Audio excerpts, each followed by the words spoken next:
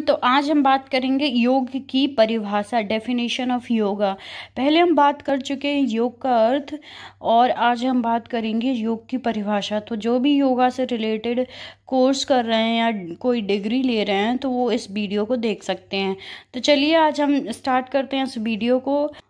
योग की अनेक परिभाषाएं हैं, लेकिन हम इसमें 3 परिभाषाओं को समझेंगे।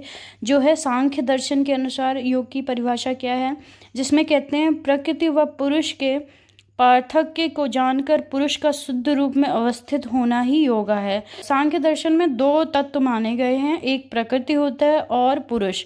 इन दोनों के संयोग से जो सृष्टि का कारण बनता है या सृष्टि का निर्माण होता है, सांख्य दर्शन में कहते हैं कि ये 2 प्रमुख तत्व होते हैं। तो इनका जो मिलन होता है, इनका मिलन करवाना ही योग है। प्रकृति और पुरुष जब मिलते हैं तो बुद्धि का निर्माण होता है, बुद्धि उत्पन्न होती है। और बुद्धि जब उत्पन्न होती है तो इनमें डिफरेंस क्या है वो आप जान लीजिए कि प्रकृति होती है जो जड़ होती है और पुरुष जो होता है वो चेतन होता है।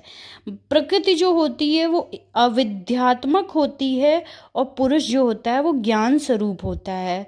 प्रकृति में 3 गुण पाए जाते हैं या 3 गुणों से युक्त होती है, सत्व रज तम। और जो पुरुष होता है उसमें ये गुण नहीं होते हैं, इसके अपोजिट होता है। और प्रकृति में विकारों को उत्पन्न करने वाली होती है, लेकिन पुरुष क्या होता है, विकारों से परे होता है। तो इन दोनों का जब मिलन होता है और ये शुद्ध रूप में अवस्थित हो जाते हैं तो योग कहते हैं। दूसरी डेफिनेशन है पतंजलि ने जो दी है पातंजल योग सूत्र में, तो उसको समझ लेंगे। इसमें पहला श्लोक लिखा है कि योगशी चित्त वृत्ति निरोधा। तो हम जानेंगे चित्त क्या है। चित्त हमारा है माइंड, और हमारी जो वृत्ति होती है उसको हम कहते हैं थॉट। तो माइंड और थॉट और निरोध, निरोध मतलब कंट्रोल। तो इसी से आप समझ पा रहे होंगे कि माइंड मतलब मूड, जो हमारे बहुत सारा मूड में थॉट्स आते हैं, थॉट्स को कंट्रोल करना ही योग है। जैसे हमारे कुछ थॉट्स आए, बहुत सारे थॉट्स आते हैं कि आज ये करते हैं वो करते हैं, उन सब पे कंट्रोल करना ही, हमारे माइंड के थॉट्स को कंट्रोल करना ही योग कहते हैं। ये दी है पतंजलि ने परिभाषा, इसको पतंजलि योग सूत्र में है। अब हम दूसरी बात करने जा रहे हैं। श्रीमद् भगवद गीता, कृष्ण भगवान ने इसको दिया है, कर्मों में कुशलता, कुशलता पूर्वक कर्मों को करना ही योग है। इसमें लिखा है कर्म, कुशलता पूर्वक कर्मों को करना ही योग है। जैसे कि मैं पढ़ा रही हूँ तो इसमें कुशलता होनी चाहिए। कुशलता जैसे कि इसको दूसरे तरीके से भी समझ सकते हैं कि जो हमारे दुख हैं, सुख हैं, पाप है, पुण्य है, या हमारे मित्र हैं, कोई शत्रु हैं, तो इन सब से हम मुक्त होकर, हमें इनका फर्क नहीं पड़ना चाहिए। हमें जैसे बहुत खुशी हो गई तो हम बहुत उछलने लगते हैं, हमें दुख है, हम सैड हो गए तो हम एकदम रोने धोने लगते हैं, हम पे बहुत इफ़ेक्ट करता है।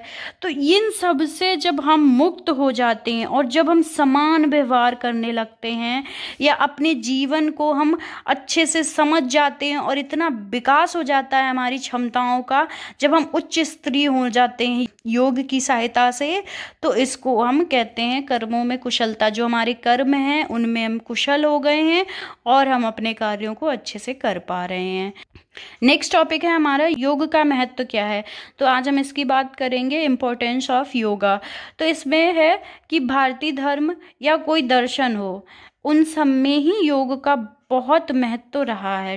तो योग इसीलिए हमारा बहुत, इसकी इम्पोर्टेंस है, बहुत महत्व होता है। सभी दर्शनों ने इसको स्वीकार किया गया है, क्योंकि योग करने से हमारे जितने भी विकार होते हैं उनसे हम मुक्त हो जाते हैं। ये करता है, मानसिक स्वास्थ्य के लिए भी योग आवश्यक है, इसका महत्व इसलिए बहुत ज़्यादा है।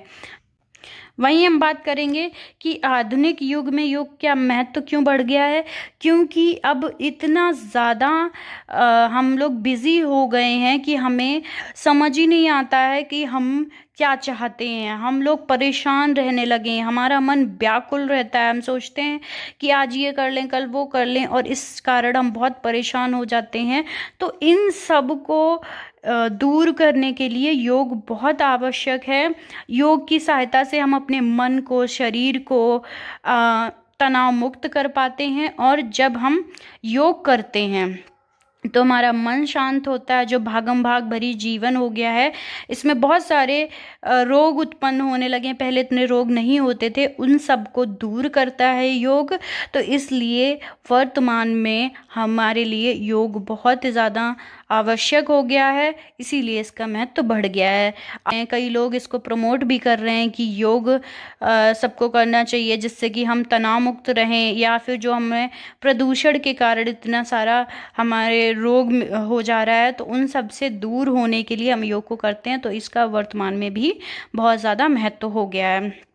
तो जैसे हमारा मन को, हमारे अंदर क्या चल रहा है, जैसे अपने आप को हम खुद नहीं देख सकते, हमें उसके लिए मिरर चाहिए होता है। हम अपने आप का, अपना फेस कैसे देखते हैं, हम एक दर्पण लेते हैं, उस मिरर में हम देखते हैं, तब हमें पता चलता है कि हम कैसे दिख रहे हैं।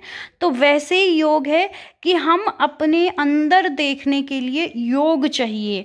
हमें अपनी आत्मा कि हमें ईश्वर से मिलाने के लिए, ईश्वर का समग्र स्वरूप जानने के लिए हमें अपने अंदर झांकने का कार्य हमारा योग करता है। क्या करता है, हमें अंदर की जो शक्तियाँ उनका हमें बाहर निकालता है कि हमारे अंदर क्या क्या है, क्योंकि हमें दिखता नहीं है। तो ये बहुत ज़्यादा इसलिए आवश्यक है, और जिसका परिणाम क्या होता है कि हमारी जो तनाव भरी जिंदगी होती है वो अच्छी हो जाती है। और जब हम, क्योंकि हम अपने अंदर झांकने लगते हैं, हम मानसिक, शारीरिक और आध्यात्मिक तीनों रूप से हम बेहतर बन जाते हैं।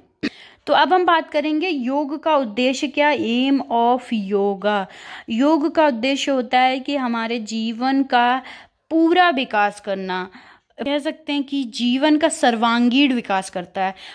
योग अगर हम कर रहे हैं तो हमारा ओवरऑल डेवलपमेंट होता है, जैसे कि शारीरिक होता है, हमारे मानसिक होता है, शारीरिक मतलब फिजिकल हेल्थ, मेंटल हेल्थ, और हमारी नैतिक, मोरल, और हमारे आध्यात्मिक स्पिरिचुअल वैल्यूज़ हमें पता चलती हैं। स्पिरिचुअली हम स्ट्रांग होते हैं, और सामाजिक विकास भी करता है। जब आप योग करते हैं तो सामाजिक विकास आपका स्वतः ही हो जाता है। योग जीवन जीने की कला है। योग अगर आप कर रहे हैं तो वो तो एक जीवन पर्यंत चलता है। ये नहीं कि आपने आज किया, 2 घंटे कर लिया, बस योग हो गया, खत्म नहीं होता योग। योग आपका 24 घंटे चलता है, और जब तक आप मर नहीं जाते तब तक आप योग में ही रहते हैं। अगर जो लोग सीरियसली इसको करते हैं तो योग तो 24 घंटे जीने की एक कला है, यूं हम कह सकते हैं इसको। आगे हम देखेंगे योग का उद्देश्य क्या है। जैसे कि इसमें हमारी जो बहुत सारे हमारे अंदर निगेटिविटी भरी होती है, कुविचार भरे होते हैं, कुसंस्कार भरे होते हैं, हमारे अंदर बहुत सारे अवगुण होते हैं, उन सब से हमें योग क्या कराता है, मुक्ति दिलाता है। अनेक ऐसे मानसिक विकार हैं जिनसे मनुष्य ग्रसित रहता है, उन सब से हमें योग मुक्ति दिलाता है। और सुविचार से अच्छा व्यक्तित्व बनता है, और जीवन हमारा कैसा हो जाता है, उच्च हो जाता है, दिव्य हो जाता है। तभी तो लोग कहते हैं, जो लोग योग करते हैं वो ग्लो करते रहते हैं। वो ग्लो क्यों करते हैं, क्योंकि उन्हें अंदर से उनका मन प्रसन्न रहता है। जब आपका मन प्रसन्न रहेगा तो वो आपके फेस पे स्वतः ही आ जाता है।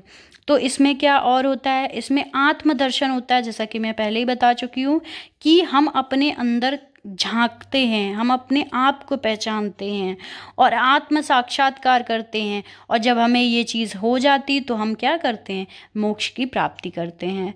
तो ये हमने आपको आज बता दिया है कि योग का उद्देश्य क्या है, योग का महत्व क्या है, और योग की परिभाषा क्या है। आई होप आपको ये वीडियो पसंद आया होगा, और कल हम बात करेंगे योग का इतिहास।